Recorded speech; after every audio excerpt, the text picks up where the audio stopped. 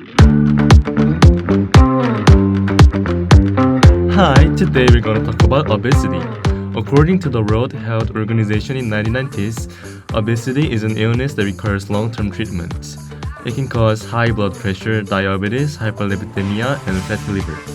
Since the world fat percentage suddenly increased after 1975, interest in obesity has grown. Our main topic is who should be blamed for obesity. Oh, there are three idiots over there. They'll talk about this topic with three different perspectives.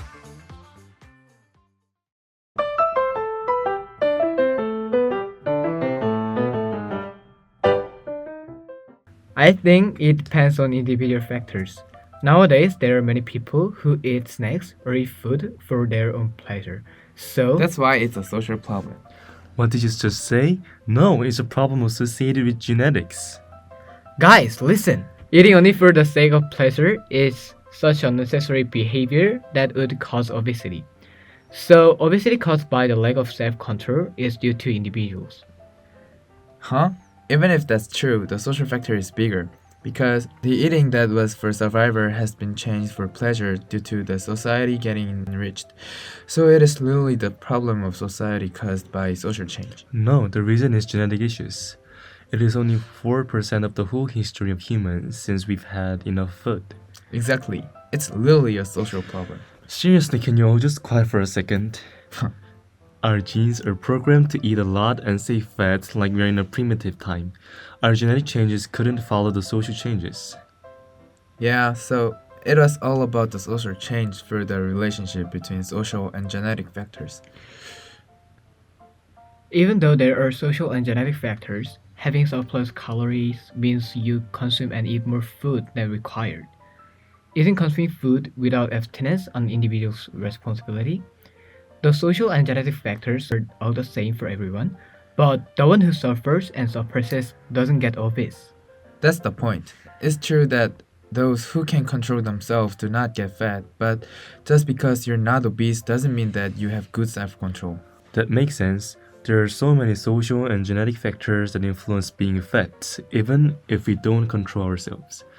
For example, the fat mass and obesity associated gene called FTO is directly related to obesity. What does FTO mean? Speak in a language that we can understand. Can you just be quiet for a second? Thank you, Hamin. This gene affects our brain and how we process fat storage.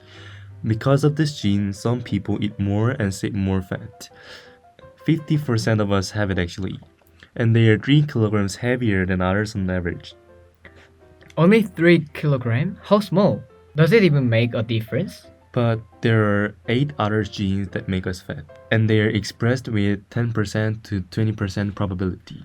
Then the behavior is chosen by genetics, and that behavior comes to be implemented in our society, right? Those uncontrolled appetite genes are exposed to lots of fast foods nowadays. You guys only know about fast food?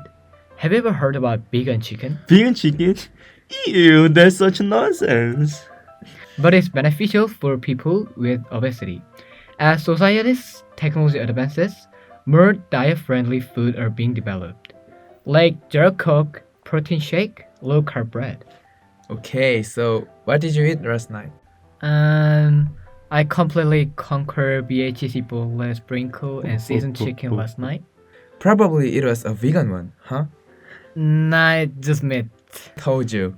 How about you, Chanyang? What did you eat last night? I got some pizza delivered. Look how convenient the world is. We can easily be delivered food by twitching our fingers a few times. You fool! Then, using the same logic, is there any society where it's easier to lose weight than now? As long as you actually have some willpower. On YouTube, we have a lot of diet videos. We have gym near us. Honestly, it's not that hard. Do you exercise often? Because I don't. Exercise. Have you ever heard about the metabolic rate? The metabolic rate is for maintaining our body, isn't it? Yes, sir. So people who has higher metabolic rate have more energy consumption. The best way to increase metabolic rate is to increase muscles. This means the muscle consumes a lot of energy to be sustained. So what? We can use more energy by exercising and also increase our metabolic rate by growing our muscles. How efficient? I think the responsibility of obesity is to individuals. Do you know that fat is the most effective form to store calories? Yes, and muscle use the most energy. That's right. Instead of that, fat can store 9 calories for 1 gram, but muscle can store only 66% of calories that fat can. So we use fat to save energy more effectively. It shows that genetic factors are responsible for fat. So since when has obesity become a serious problem? Since 2000, American obesity rate have increased exponentially. But actually, recently by 1 and 2 years, obesity rate have decreased for the first time. Wait a second, but does the recent decrease in the percentage of fat match with the argument that fat has to be blamed on society? Society wouldn't be able to change in a year. Yeah, it's not. But there is analysis that the decrease of percentage is by the spread of using anti-obesity drugs. It means that the development of science technology bring the spread of drug use. So it's all about social change. In the end, the rate of obesity is driven by social change. But just relying on medicine without making any effort isn't way to go. Even if we have medicine, we should combine it with individual effort. That said, I do acknowledge that social factors play a role as well. Okay, then let me clear it up. There are 3 big causes of obesity, right? Individual self-control, genetics, and society. Yeah, I think we established that they all simultaneously have an effect. Then shall we talk about how we should lose weight? I think that eating healthy food is important to prevent obesity. Yeah, obviously, who doesn't know that? But food with a lot of fiber. Fiber.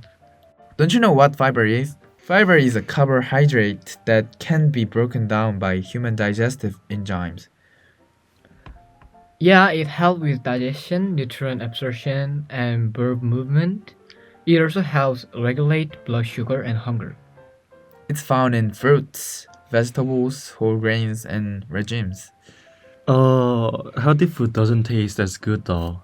I mean, why would I ever want to eat something mean for rabbits? No way I'm following that kind of diet. No next! Also, eating a lot of protein is good too. Oh, I like meat though. Are you saying that eating meat is healthy? You have to eat enough protein because it helps to increase muscles and metabolic rate, which can help you lose weight efficiently. Then I'm gonna eat more meat. But eating protein without exercise goes to fat. So moderate exercise and balanced intake of big three nutrients are necessary. Then how much should I have? 30 gram ones. If you want to take more, people normally can observe 60 gram of protein, so around 25 to 50 gram will always be the best choice. And as I know, drinking water is also helpful. It helps to consume calories, give us fullness, and exhausts excretion. Is sleep helpful? I want to sleep. Of course, when we sleep, the hormone that controls eating is secreted, and this causes our muscles to be able to exercise more and control obesity by reducing stress. But guys, I think we forgot the most important thing. What kind of exercise should it be doing? Aerobic, you have to burn calories, so I'm guessing exercise like running or swimming. Surprisingly, anaerobic is also helpful. It increases metabolic rate by making muscles. This is helpful for using up stored calories. Aerobic is like using active skills, and anaerobic is leveling passive skills in the game. You know what? Society can also stipulate obesity to accumulate social problems and find out some way out of this disease. In America, they are progressing some policies to solve obesity, such as preventing child obesity programs and encouraging exercise. Is it working for them? I don't think so. America has the highest obesity rate. That's true. With this method, it needs to give people some indirect enticement. I mean, like a nudge? Yeah, right. A nudge? What's that?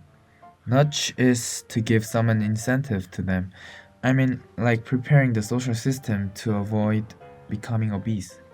For example, Using small dishes, set up a pool bar, even putting a picture of a pig on the fridge. It's easier said than done. So, social devices are not as effective in solving the problem with obesity. So that's why an individual's effort are the most important. Agreed. Fat is because of various factors, but an individual's effort have the most direct effect.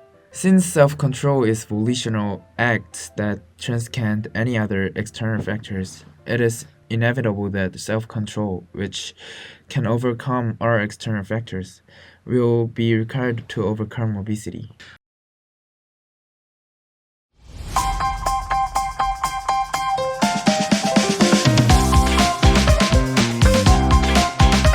So, did you enjoy listening to the grand debate of these three idiots? In the end, they just ended up agreeing with all three perspectives. What do you think? Who's to blame for obesity? Here's what we want to emphasize. You shouldn't shift the responsibility of your body onto someone else, even if it is due to social genetic factors. Your body, your choice.